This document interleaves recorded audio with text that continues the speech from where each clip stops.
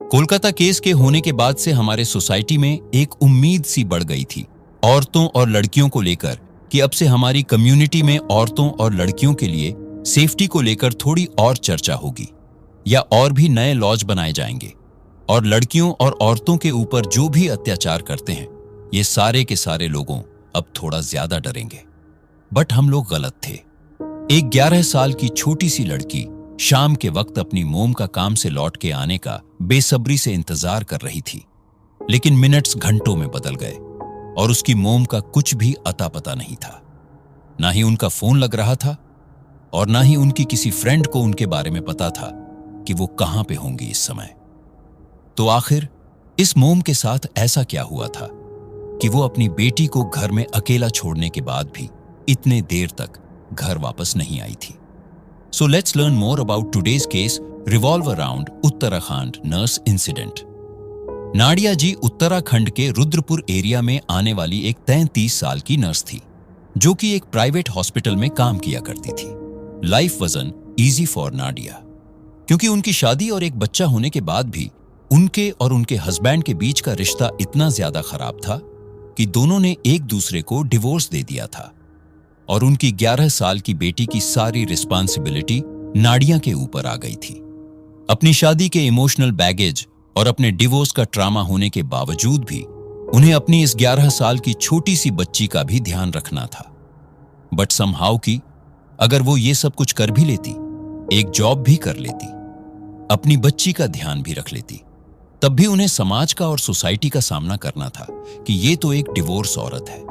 एक ऐसी सोसाइटी जो डिवोर्स औरत को या फिर डिवोर्स गर्ल्स को, डिवोर्स वुमेन को बहुत ज्यादा नीचे दिखाते हैं, बहुत ही ज्यादा तुच्छ समझते हैं। और ये सच बात है। एंड वो भी तब जब आज के जमाने में भी इंडिया में डिवोर्स एक टैबू है।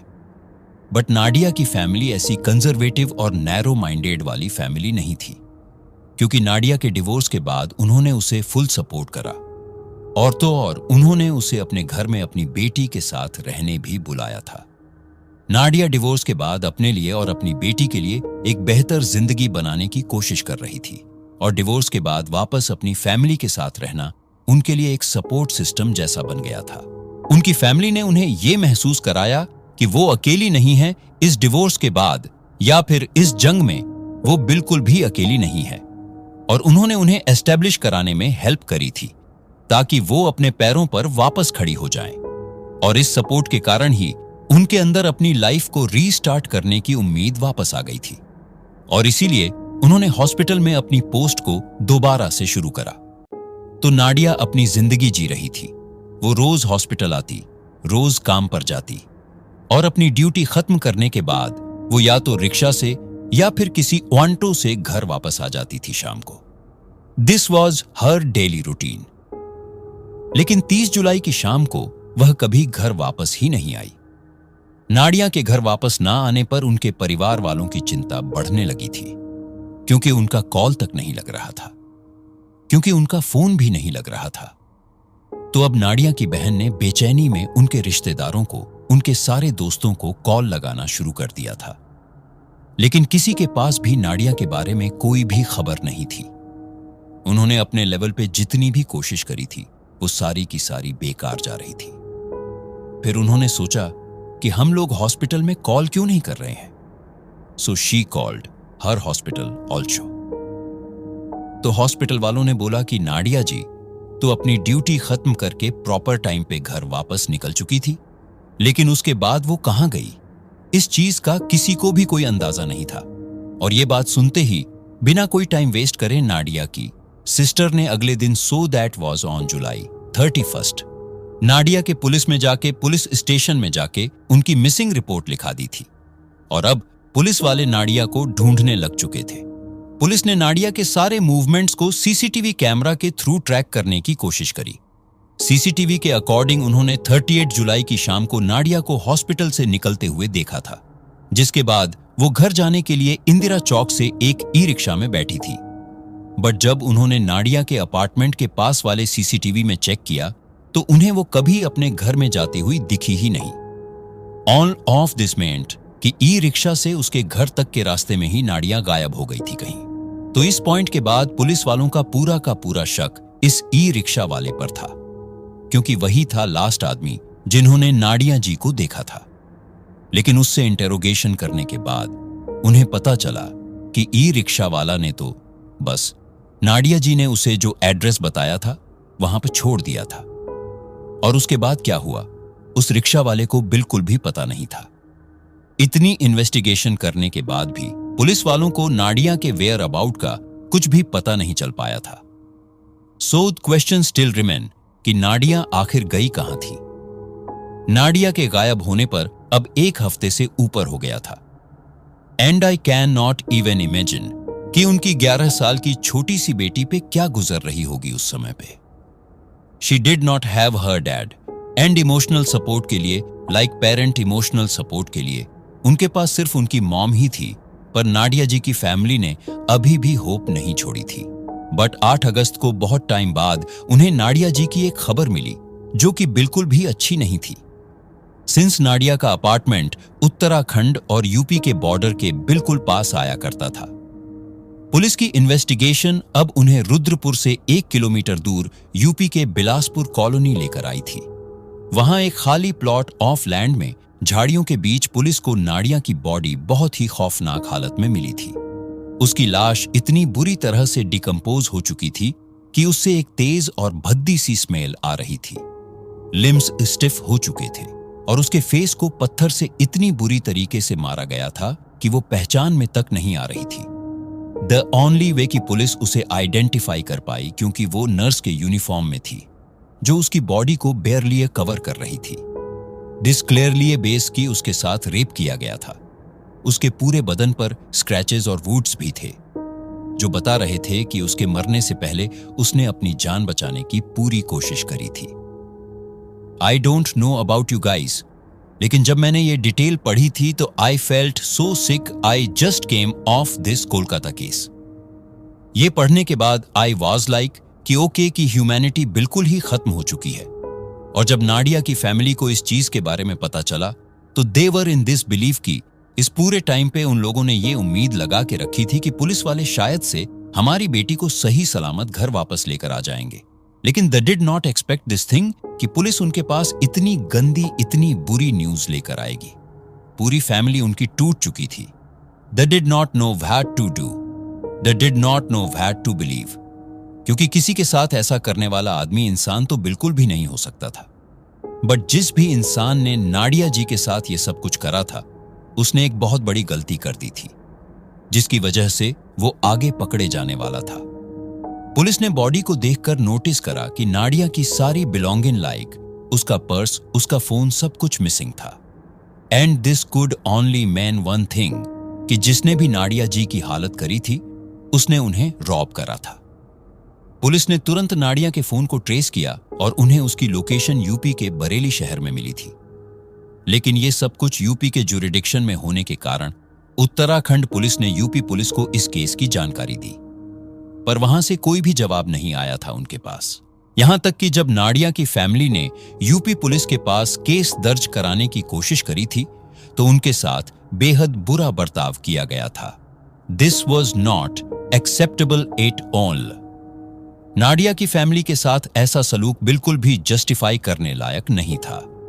और इसके बाद नाडिया की फैमिली का पुलिस के ऊपर से भी भरोसा उठ गया था।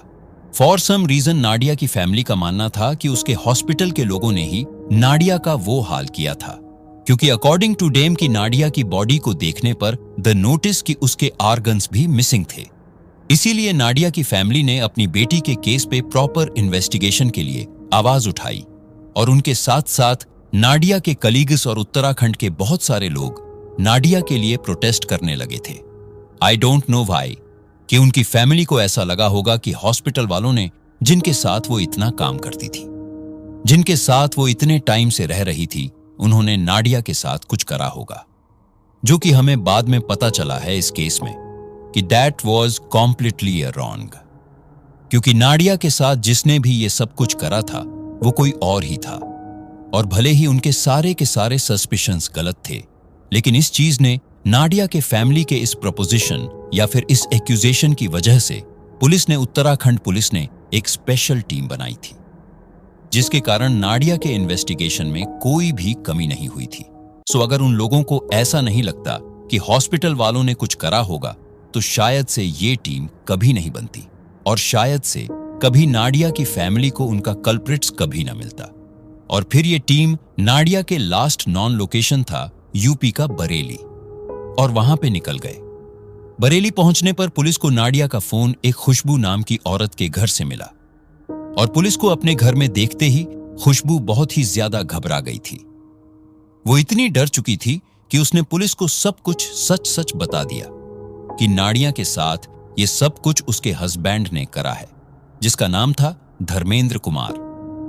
खुशबू ने बताया कि अपने पति को बचाने के लिए उसने उसे अपने किसी रिश्तेदार के घर राजस्थान के जोधपुर शहर में भेज दिया था। लेकिन सच बताने के बावजूद भी पुलिस वाले खुशबू को छोड़ने वाले नहीं थे, क्योंकि उसने एक क्रिमिनल की मदद करी थी, knowingly and arrested her also. And on 14 August police ने धर्मेंद्र को भी जोधपुर से अरेस्ट कर लिया था। लेकिन आखिर ये आदमी धर्मेंद्र है कौन, और इसका नाडिया जी से क्या रिलेशन था, या फिर क्या पहचान थी?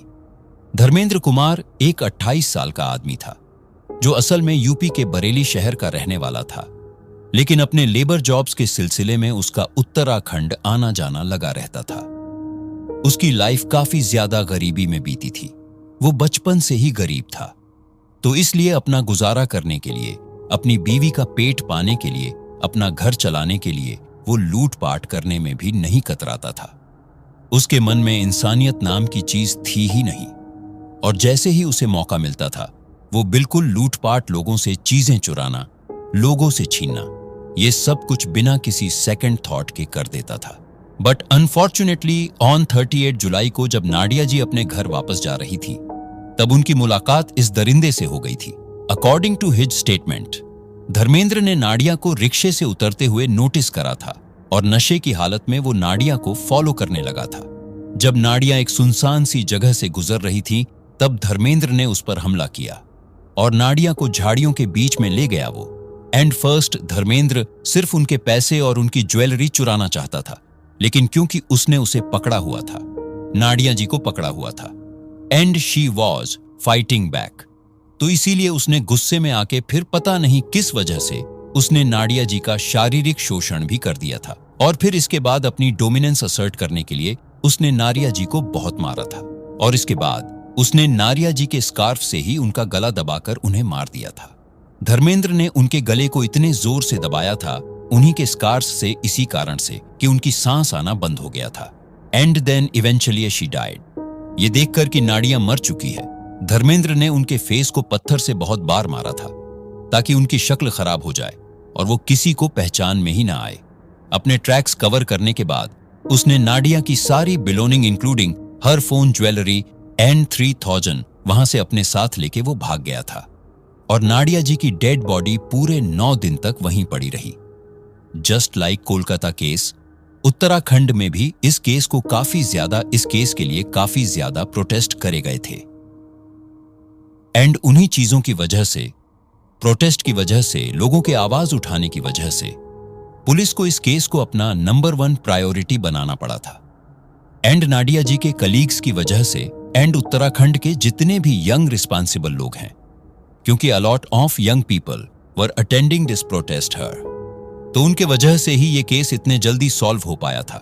पुलिस ने धर्मेंद्र के ऊपर रॉबरी, शारीरिक शोषण, मर्डर और एब्डक्शन के चार्जेस लगाए थे, जिसके कारण उसे लाइफ इंप्रिजनमेंट या डेथ पेनल्टी भी मिल सकती है। आई होप कि इस दरिंदे को जल्द से जल्द सजा मिले और नाडिया जी को जस्टिस मिले। And this case is a prime example कि अगर लोग चुप नहीं रहते हैं, जैसे कि उत्तराखंड के लोग चुप नहीं बैठे थे इस केस के लिए, तो कितने जल्दी यू कैन गेट जस्टिस, कितने जल्दी you can find their culprits, और कितने जल्दी पुलिस भी इन्वॉल्व हो जाती इस केस में। सो होपफुली तुम्हें इस केस से कुछ ना कुछ सीखने के लिए मिला होगा कि अपनी आवाज कभी भी बंद मत करो, किसी के लिए भी। एंड विद दैट ये केस अभी यहीं होल्ड पर है। तो ऐसे और रियल क्राइम के लिए वीडियो को लाइक और चैनल को सब्सक्राइब करें। धन्यवाद।